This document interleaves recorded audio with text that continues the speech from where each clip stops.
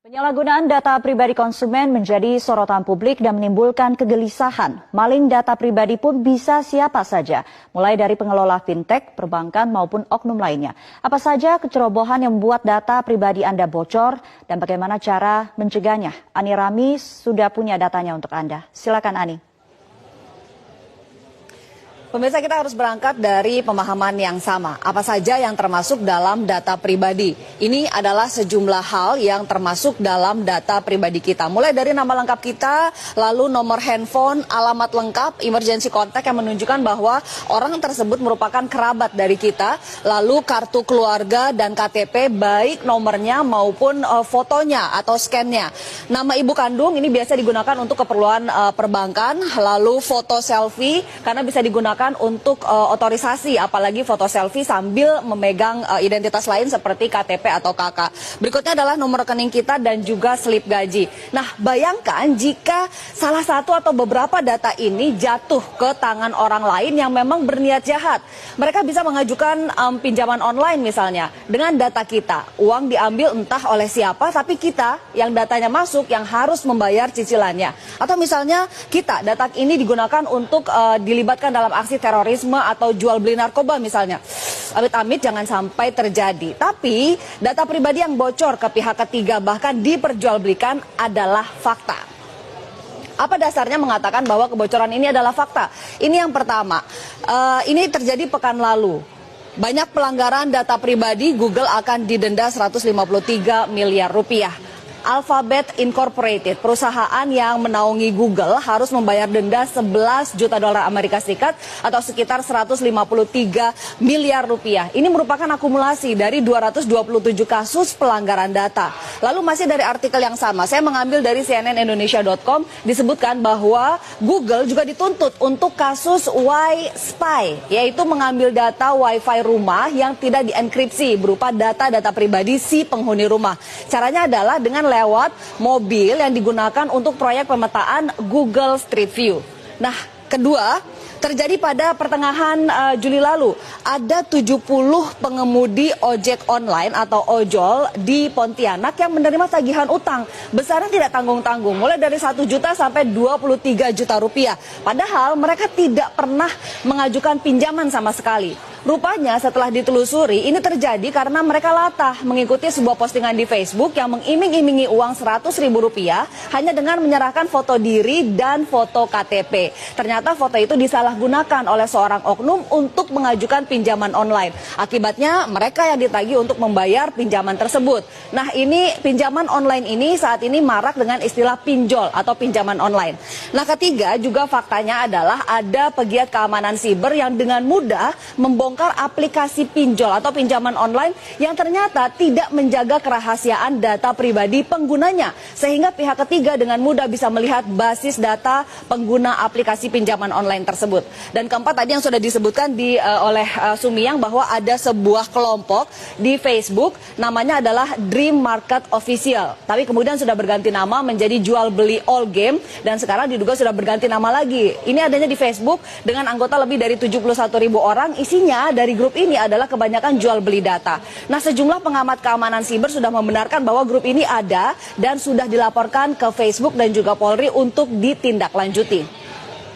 Kok bisa sih data pribadi kita bocor? Ini ada sejumlah penyebabnya. Yang sedang marak adalah akibat pengelola aplikasi pinjaman online yang ternyata tidak mengelola data dengan baik dan aman sehingga mudah diretas. Ini terjadi akibat menjamurnya aplikasi fintech atau financial technology. Meski sebetulnya pinjaman online ini hanyalah sebagian kecil dari financial technology dan pinjol atau pinjaman online bukan fintech.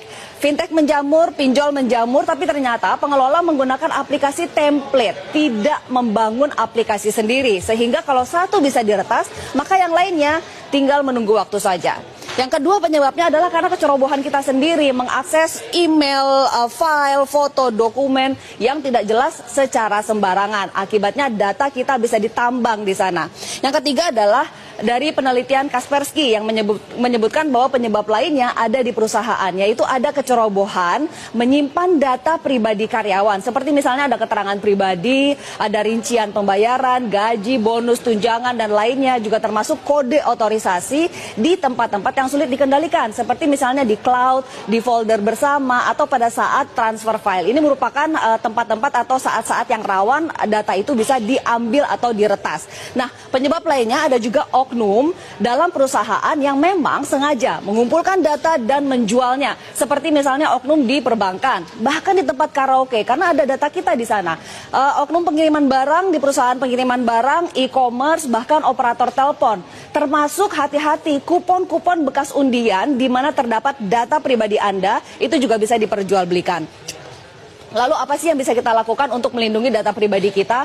Ombudsman Republik Indonesia sudah memperingatkan agar kita berhati-hati memberikan data pribadi kepada perusahaan yang mewajibkan mengisi data dengan super lengkap.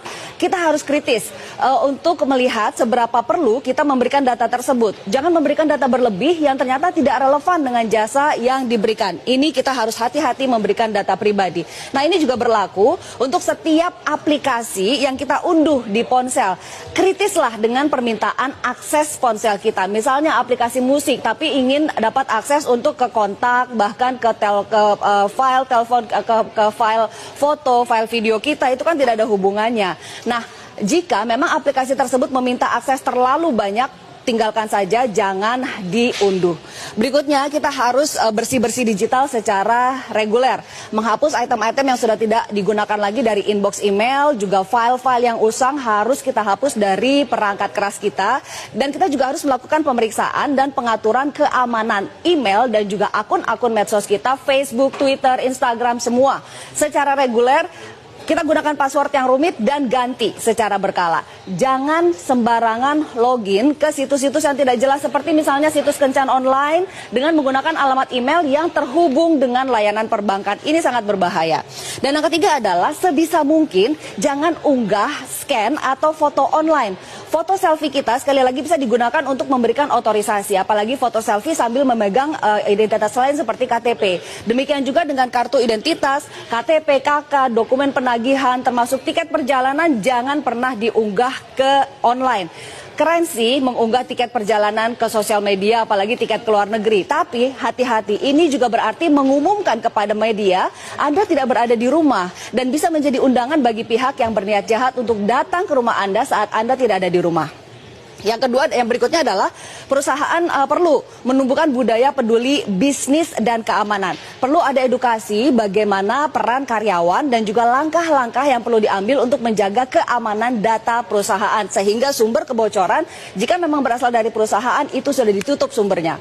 Berikutnya adalah negara harus hadir. Setidaknya ada 30 loh undang-undang yang menyinggung data pribadi. Pastinya tentu saja undang-undang perbankan, ada juga undang-undang ITE, ada undang-undang administrasi kependudukan dan pencatatan sipil, undang-undang telekomunikasi, keterbukaan informasi publik, dan sebagainya. Total ada sekitar 30. Kominfo juga tengah memprakarsai untuk dibuatnya undang-undang perlindungan data pribadi. Nah, sekarang tinggal bagaimana implementasi dari puluhan undang-undang yang sudah ada ini. Adakah aturan turunannya yang bisa menjadi petunjuk teknis atau juknis dan juga juklak aparat di lapangan? Ada enggak? Yang kedua, apakah aturan-aturan ini update dengan perkembangan teknologi saat ini? Lalu bagaimana dengan pinjaman online? Jika kita betul-betul membutuhkan, apa yang harus diperhatikan? Yang pertama, jika memang ingin menggunakan jasa pinjaman online, pastikan bahwa pinjaman online tersebut terdaftar di OJK. Karena tidak semua aplikasi pinjaman online terdaftar dan berada dalam pengawasan OJK. Jika Anda menemukan ada pinjaman online ilegal, Anda harus proaktif dan melaporkannya ke pihak keamanan dan juga OJK. Berikutnya, harus teliti dengan syarat dan ketentuan yang ada dalam aplikasi. Biasanya memang lazim ditemui bahwa syarat dan ketentuan ini ditulis dengan font yang kecil dan kontennya banyak sekali. Dalam satu lembar itu banyak sekali yang harus dibaca. Tapi demi keamanan dan perlindungan diri, kita harus teliti membacanya. Tidak sedikit aplikasi yang bahkan mengiming-imingi bonus atau tambahan limit jika pengguna memberi akses ke berbagai data dan berbagai aplikasi yang ada di ponsel. Tujuannya apalagi kalau bukan menambang data pribadi kita dan yang ada di kontak kita. Berikutnya adalah waspada dengan permintaan akses data di ponsel. Karena tidak hanya untuk permintaan data, kita juga harus waspada untuk izin publikasi data. Penyerahan data ke pihak ketiga bisa jadi legal karena kita sudah memberikan izin untuk mempublikasikan data pribadi kita. Hati-hati. Dan pemirsa percayalah, tidak ada artinya berhati-hati, kritis, cermat, dan teliti di awal dibandingkan dengan menyesal kemudian karena data pribadi kita